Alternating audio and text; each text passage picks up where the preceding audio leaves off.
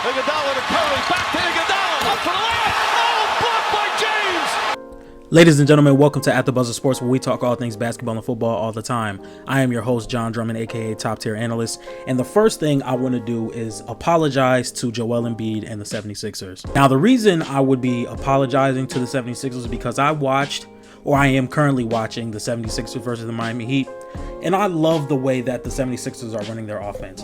Joel Embiid is making a very big impact for the 76ers offense, and he's not even touching the ball. In the first maybe few possessions, the first play, it's a two-man between Tyrese Maxey and Joel Embiid, something I thought they would be able to run very well.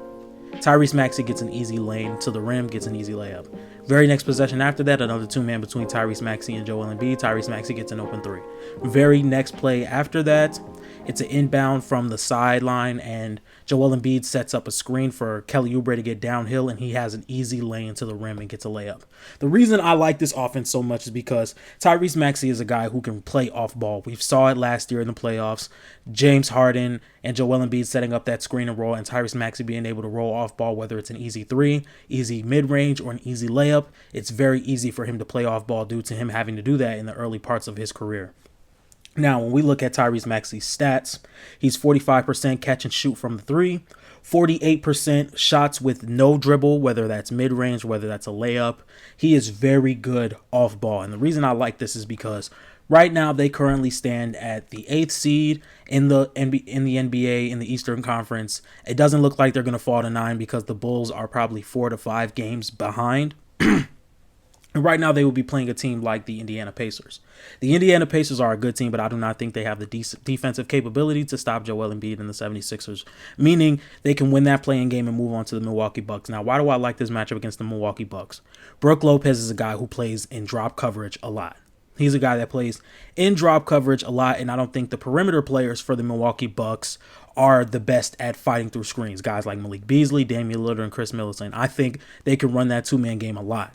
Now, one thing I do not like about the Philadelphia 76ers offense is I don't see Buddy Hield in the off-ball movements that I would think he would be in, since he's one of the better shooters in the NBA. He's doing a lot of standing in the corner, standing at the wing, maybe just standing there just in case Joel Embiid gets the ball in the middle, they crash on Joel Embiid and he gets an open three. I think he had 2 of those against this Miami Heat game, at least going into halftime, because that's where I am watching the game right now, and he missed both of them.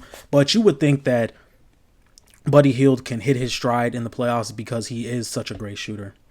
Now, I think Joel Embiid and Tyrese Maxey, them in the starting lineup with Nicholas Batum, Kyle Lowry, Kelly Oubre. I like that starting lineup. Kyle Lowry is the dominant ball handler, and Tyrese Maxey is the guy that can come off screens. He can play off ball, and I really like that for them. I love how they have some shooters in there like Nicholas Batum, Kelly Oubre, guys who can hit open shots, because there's going to be a lot of doubling for Joel Embiid.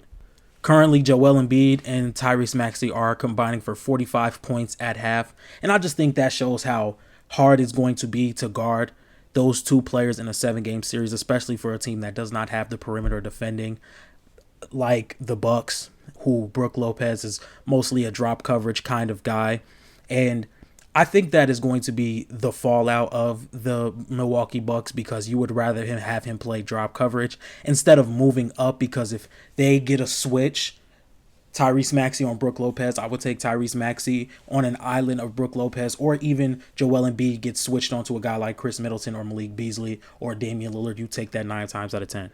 Even if the Philadelphia 76ers do fall short in a series like that, I could not be mad at somebody who would take the 76ers as the second best team in the Eastern Conference as of today, with the way that the 76ers have made this team around Joel Embiid, a lot of 3-and-D guys. I really like the trading of Buddy Hield. I really like the way they picked them up, and basically for pennies on the dollar, I don't think they gave up much, and I think he's a very good player to have. I predicted this before the offseason. Before the season even started, I said Buddy Hield will be a great player for the 76ers. You can look at my TikTok, do some receipts, pull up the receipts. I definitely predicted that. I'm not going to take a victory lap, but I might as well, hey. But I really like what the 76ers are doing. They could be the second best team in the Eastern Conference, and they can make a run, because let's say they beat the Milwaukee Bucks in the first round, and then you have to play a team like Cleveland. I think the 76ers have the edge in both of those series, and then they could be in a 7-game series against Boston.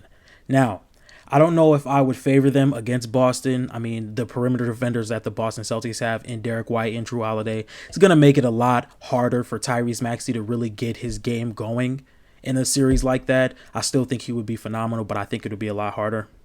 To round this up, I mean, this was just a few things on my mind after watching this game. I really like what the 76ers are doing. I really like what they're putting together. I think they're a few pieces away from really being a contending team in the Eastern Conference, and that means like really having a shot of making it to the finals, because right now I still don't see them beating the Celtics.